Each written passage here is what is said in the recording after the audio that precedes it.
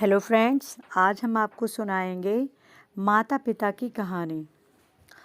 गांव के पनघट पर 4 औरतें पानी भरने आईं। पानी भरते भरते एक दूसरे से बातें करने लगीं। चारों के एक एक पुत्र थे। बातों बातों में उन्होंने अपने पुत्रों के गुणों का बखान करना प्रारंभ कर दिया। पहली औरत बोली, मेरा पुत्र बहुत सुरीली बांसुरी बजाता है। जो भी उसकी बांसुरी सुनता है मंत्रमुग्ध हो जाता है। मैं ऐसा गुणवान पुत्र पाकर बहुत प्रसन्न हूँ। दूसरी औरत बोली, मेरा पुत्र बहुत बड़ा पहलवान है। इस गांव में ही नहीं बल्कि दूर दूर के गांव में उसकी बहादुरी का डंका बजता है। ऐसा गुणवान पुत्र भगवान सबको दे। तीसरी औरत कहाँ पीछे रहती। वह बोली, मेरा पुत्र कुशाग्र बुद्धि है। उससे अधिक बुद्धिमान इस पूरे गांव में नहीं। लोग अपनी समस्याएं लेकर उसके पास आते हैं। मैं ऐसा पुत्र पाकर धन्य हो गई। चौथी औरत ने सबकी बातें सुनी लेकिन कहा कुछ भी नहीं।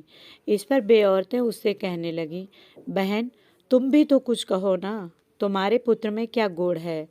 कोई ना कोई तो गुण उसमें अवश्य होगा। वह औरत बोली, क्या कहूँ बहनों, मेरे पुत्र में तुम्हारे पुत्रों की तरह कोई गुण नहीं है।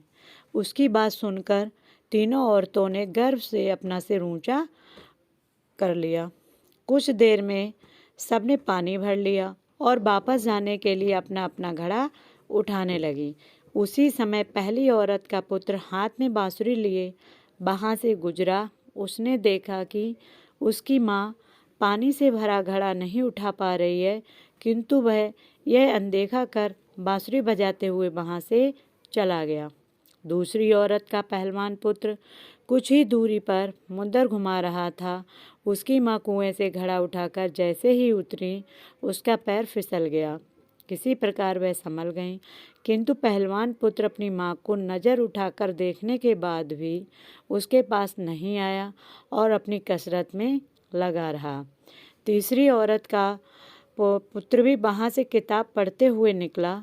उसकी माँ ने उससे कहा, पुत्र मैं दोनों हाथों से घड़ा पकड़े हुए हूँ, ये रस्सी जरा मेरे कंधे पर डाल दे।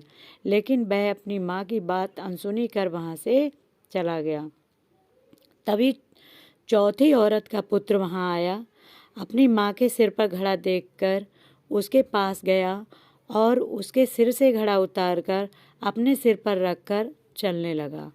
कुएं के पास बैठी एक बुढ़िया ये सब देख सुन रही थी। वह बोल पड़ी, मुझे तो यहाँ बस एक ही गुणवान पुत्र नजर आ रहा है, वही जो अपने सिर पर घड़ा लिए जा रहा है। माता पिता की सेवा करने वाले पुत्र से गुणवान पुत्र भला कौन हो सकता है? कहानी की सीख, गुणवान वही है जो अपने माता पिता की सेवा करे और साथ ही सबकी सहायता के लिए तत्पर रहे।